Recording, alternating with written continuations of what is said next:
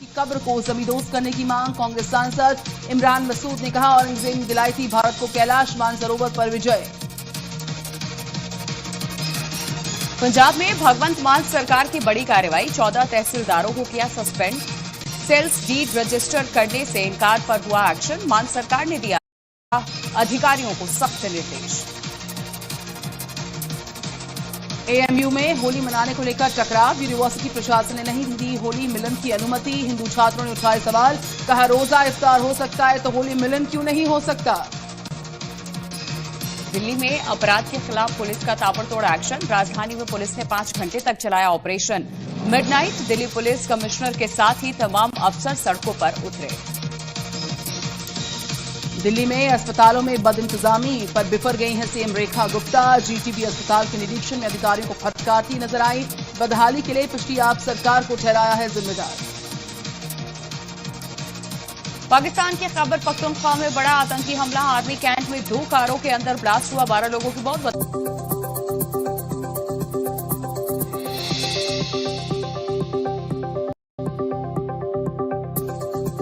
प्रस्तुतकर्ता पेट सफा आयुर्वेदिक चूर्ण, पेट सफा तो हर रोग दफा। प्रायोजक अम्बा फ्लैक्सियन pure TMT bars, experience the next level of steel. Sweety mouth freshener, मिठास जो अपनों को करीब लाए। और 30 वर्षों से मेरे देश का भरोसा, Kamdhenu next TMT bars.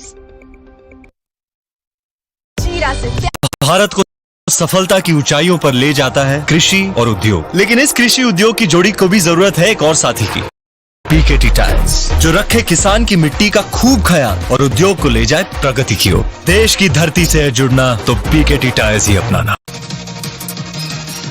UP विधानसभा के बजट सत्र में सीएम योगी का बड़ा बयान, कहा हमने संभल में 54 तीर्थ स्थल खोज निकाले हैं। शरारत के तहत तीर्थों को बचाने की कोशिश, जो हमारा है वो हमें मिलना ही चाहिए। संभल के जामा मस्जिद पर इलाहाबाद हाईकोर्ट का आदेश, मस्जिद को लिखवाया विवादित। हिंदू पक्ष के वकील ने कहा, विवादित जगह पर नमाज पढ़ना बंद करे मुस्लिम समाज। औरंगजेब को लेकर थम नहीं पा रहा है सियासी बवाल। पूर्व सांसद नवनीत राणा ने की औरंगजेब की कब्र को जमींदोज करने की मांग। कांग्रेस सांसद इमरान मसूद ने कहा, औरंगजेब ने दिलाई थी भारत को कैलाश मानसरोवर पर विजय। पंजाब में भगवंत मान सरकार की बड़ी कार्रवाई, 14 तहसीलदारों को किया सस्पेंड। सेल्स डीड रजिस्टर करने से इनकार पर हुआ एक्शन। मान सरकार ने दिया लापरवाह अधिकारियों को सख्त निर्देश।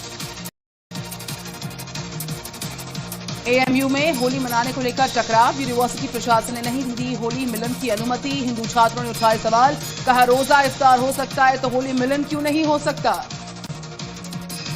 दिल्ली में अपराध के खिलाफ पुलिस का ताबड़तोड़ एक्शन। राजधानी में पुलिस ने 5 घंटे तक चलाया operation midnight. Delhi police commissioner के साथ ही तमाम अफसर सड़कों पर उतरे।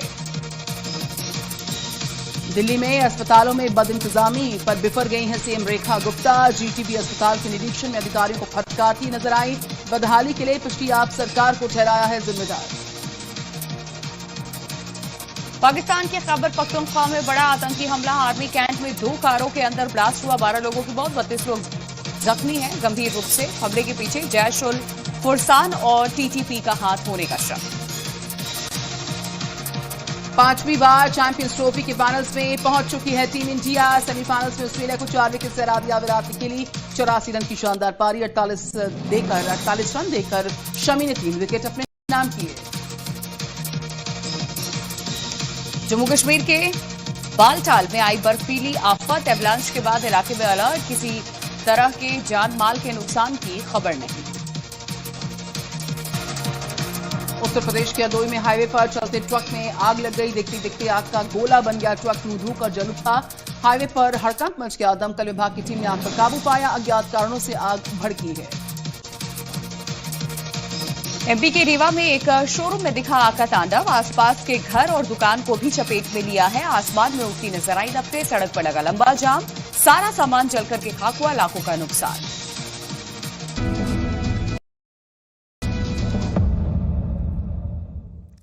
नमस्कार, बहुत बहुत स्वागत और मैं हूं आपके साथ अनुपमा झा और मैं हूं आपके साथ चंदन सिंह। बुलेटिन की करते हैं शुरुआत। बड़ी खबर आ रही है दिल्ली से, जहां पुलिस ने चलाया है चेकिंग अभियान। 5 घंटे तक दिल्ली में पुलिस की चेकिंग चली है। देखिए, पुलिस कमिश्नर के साथ साथ कई अफसर मैदान में उतरे। 2000 से ज्यादा जवान सड़क पर तैनात रहे। बड़ी खबर इस वक्त की दिल्ली से बता रहे हैं, जहां पर पुलिस ने चेकिंग अभियान चलाया। कई गाड़ियों के चालान काटे गए। और तस्वीरों में आप देख सकते हैं, जगह जगह पुलिस के अधिकारी चेकिंग करते हुए नजर आए हैं। ऑपरेशन मिडनाइट चलाया जा रहा है ताकि राजधानी दिल्ली में अपराधियों में खौफ बढ़े और आम लोगों में कानून व्यवस्था को लेकर अलग अलग तस्वीरों के जरिए देखिए, Lal Qila, Kamla Nagar market, Motibagh, defence colony, Daryaganj, Seelampur, Nehru place और रणजीत सिंह फ्लाईओवर के पास पुलिस ने जबरदस्त ये अभियान चेकिंग का चलाया है। तो बैरिकेडिंग लगाकर संदिग्ध गाड़ियों की तलाशी ली गई है। 8 तस्वीरें आपको दिखा रहे हैं दिल्ली में ऑपरेशन मिडनाइट किस तरीके से लागू रहा। लाल किला, कमला नगर मार्केट, मोतीबाग से लेकर रणजीत सिंह फ्लाईओवर तक। ये तस्वीरें दिल्ली पुलिस के एक्शन प्लान की तस्दीक कर रही हैं। इस वक्त रात को दिल्ली में कहीं भी आपकी नजर जाएगी, आपको खाकी दिखाई देगी, चाहे वो गली का नुक्कड़ हो या फिर कोई चौराहा, हर तरफ पुलिस का पहरा है। दिल्ली पुलिस रात 9 बजे से देर रात 2 बजे तक चेकिंग अभियान चला रही है और इस ऑपरेशन मिडनाइट अभियान में दिल्ली पुलिस के 2000 जवान शामिल हैं। इतना ही नहीं, आपको बता दें कि दिल्ली की कानून व्यवस्था को बेहतर करने के लिए गृह मंत्री अमित शाह ने दिल्ली की सीएम रेखा गुप्ता के साथ बैठक की थी, जिसके बाद से ये दिल्ली में ये चेकिंग अभियान चलाया जा रहा है। और चलिए अब आपको दिखाते हैं दिल्ली से जुड़ी हुई 5 बड़ी खबरें। दिल्ली के मंत्री आशीष सूद ने कहा कि मुख्यमंत्री रेखा गुप्ता के नेतृत्व में शिक्षा विभाग मिशन मोड में काम कर रहा है। इसी प्रक्रिया के तहत आज दोपहर करीब 2:30 बजे शैक्षिक सत्र 2025-26 के लिए आर्थिक रूप से कमजोर वर्ग के तहत दाखिले के लिए लॉटरी प्रक्रिया का आयोजन किया जाएगा। ये प्रक्रिया पूरी तरह पारदर्शी तरीके से अभिभावकों और मीडिया की मौजूदगी में संपन्न होगी। दिल्ली की सीएम रेखा गुप्ता ने केंद्रीय मंत्री नितिन गडकरी से उनके आवास पर मुलाकात की। बैठक के दौरान राजधानी के विकास से जुड़ी हुई विभिन्न मुद्दों पर चर्चा की गई। केंद्रीय मंत्री नितिन गडकरी ने उन्हें शुभकामनाएं देते हुए विश्वास जताया कि रेखा गुप्ता के नेतृत्व में देश की राजधानी दिल्ली विकास की नई ऊंचाइयों को छुएगी। वहीं रेखा गुप्ता ने कहा कि उनके अनुभव और मार्गदर्शन से हमें विकसित दिल्ली के निर्माण के लिए बुनियादी ढांचे को मजबूत करने और जनहित के कार्यों को नई दिशा देने में प्रेरणा मिलेगी। दिल्ली के मंत्री मनजिंदर सिंह सिरसा ने मीडिया से बातचीत के दौरान साफ किया कि इस साल के अंत तक लोगों को कूड़े के पहाड़ से मुक्ति मिल जाएगी। उन्होंने कहा इस साल के अंत तक कूड़े के पहाड़ को समतल कर दिया जाएगा। इसके साथ ही उन्होंने अरविंद केजरीवाल पर तंज भी कसा। उन्होंने कहा कि अगले साल यानी 2026 में लोग 2 चीजें ढूंढेंगे, एक कूड़े का पहाड़ और दूसरा अरविंद केजरीवाल। दिल्ली के रोहिणी इलाके में सड़क हादसे में एक छात्र की मौत हो गई। दरअसल दिल्ली पुलिस को हादसे की जानकारी मिली, जिसके बाद पुलिस घटनास्थल पर पहुंची। छात्र सड़क पर बेहोशी की हालत में पड़ा था। पुलिस ने उसे तुरंत अस्पताल पहुंचा, लेकिन डॉक्टर्स ने उसे मृत घोषित कर दिया। इस घटना के बाद मृतक छात्र के परिवार वालों का रो रो कर बुरा हाल है। वहीं पुलिस इस मामले की छानबीन में जुट गई है। दिल्ली में डीडीए पार्क में एंट्री फीस लगाए जाने के फैसले पर लोगों ने कड़ी नाराजगी जताई। डीडीए ने पार्क में प्रवेश करने के लिए 20 रुपए प्रतिदिन और 200 रुपए मासिक पास का शुल्क लगाया है। लोगों ने इस फैसले को गलत बताया। उन्होंने कहा कि लोग इससे पार्कों में घूमना बंद कर देंगे। पार्कों में लोग घूमने के लिए तब आते हैं जब उन्हें शांति चाहिए या फिर ताजी हवा में खुली सांस लेनी हो। और इसी बीच एक बड़ी खबर आपको पंजाब से बता दें, जहां पर मान सरकार का बड़ा एक्शन सामने आया है। 14 तहसीलदारों को सस्पेंड किया गया है। सेल डीड रजिस्टर न करने पर यह एक्शन लिया है। विजिलेंस कार्रवाई में यह खुलासा हुआ था। इससे पहले सामूहिक छुट्टी पर गए थे तहसीलदार और उनके ऊपर यह बड़ी कार्रवाई की गई है पंजाब में मान सरकार की ओर से। तो बड़ी जानकारी आपको दे रहे हैं, मान सरकार लगातार एक्शन में नजर आ रही है। पहले नशे के खिलाफ ये बड़ा एक्शन और अब जानकारी मिल रही है 14 तहसीलदारों को सस्पेंड किया गया है। औरंगजेब के नाम पर सियासी बवाल जारी है और अब इस मामले में एक नया चैप्टर जुड़ गया है। वो ये है कि औरंगजेब हिंदुस्तान का बादशाह था, लेकिन ये किसने कहा, इस रिपोर्ट में देखिए। पहले समाजवादी पार्टी के नेता अब्बू आजमी और अब सहारनपुर से कांग्रेस सांसद इमरान मसूद नेताओं ने औरंगजेब की तारीफ कर मामले को और भी गर्मा दिया है। सहारनपुर से कांग्रेस सांसद इमरान मसूद ने कहा कि औरंगजेब अत्याचारी नहीं बल्कि हिंदुस्तान का बादशाह था और इस इतिहास को एक फिल्म बना मिटाया नहीं जा सकता। साथ ही इमरान मसूद ने कहा कि लोगों को सही ज्ञान मिलना चाहिए। औरंगजेब इस देश का 49 साल बादशाह रहा, वह आतताई कैसे हो सकता है। इससे पहले महाराष्ट्र में समाजवादी पार्टी के नेता अब्बू आजमी ने कहा था कि औरंगजेब हिंदू विरोधी नहीं था। औरंगजेब की तारीफ करने वालों को पूर्व सांसद नवनीत राणा ने अपने अंदाज में जवाब दिया है। उन्होंने सरकार से औरंगजेब की कब्र उखाड़ने की भी मांग की है। कब्र औरंगाबाद की, औरंगाबाद में औरंगजेब की है, वो उखाड़ के फेंक दीजिए और जिसे इतनी प्यारी है वो अपने घर में जाके वो कब्र सजा लीजिए। औरंगजेब को लेकर महाराष्ट्र में एक बार फिर सियासी बवंडर मचा हुआ है। अमरावती के पूर्व सांसद नवनीत राणा ने औरंगजेब का महिमा मंडन करने वालों पर जबरदस्त हमला बोला है। नवनीत राणा ने कहा कि जैसे महाराष्ट्र सरकार ने औरंगाबाद का नाम बदलकर संभाजी के नाम पर रखा है, उसी तरह औरंगजेब की कब्र को भी उखाड़कर फेंक देना चाहिए। दरअसल नवनीत राणा का ये हमला विधायक अब्बू आजमी के उस बयान को लेकर था जिसमें उन्होंने औरंगजेब की तारीफ की थी। और आइए देखते हैं राज्यों की 5 बड़ी खबरें।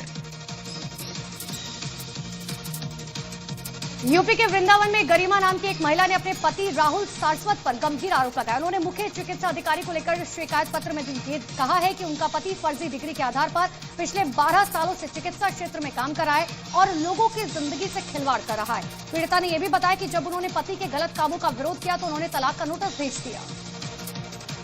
उत्तर प्रदेश में थूक जिहाद के मामले थमते नजर नहीं आ रहे हैं। गाजियाबाद के भोजपुर इलाके में थूक जिहाद का नया मामला सामने आया। यहां 23 फरवरी को एक शादी समारोह के दौरान एक शख्स थूक लगाकर रोटियां बना रहा था। सोशल मीडिया में वीडियो वायरल होने के बाद पुलिस ने इसे संज्ञान में लिया और आरोपी की तलाश शुरू कर दी। मुगल शासक औरंगजेब की प्रशंसा करने पर घिरे समाजवादी पार्टी के नेता अबू आजमी की मुश्किलें कम होती हुई नजर नहीं आ रही। महाराष्ट्र के अकोला में शिवसेना उद्धव गुट के कार्यकर्ताओं ने अबू आजमी के खिलाफ प्रदर्शन किया।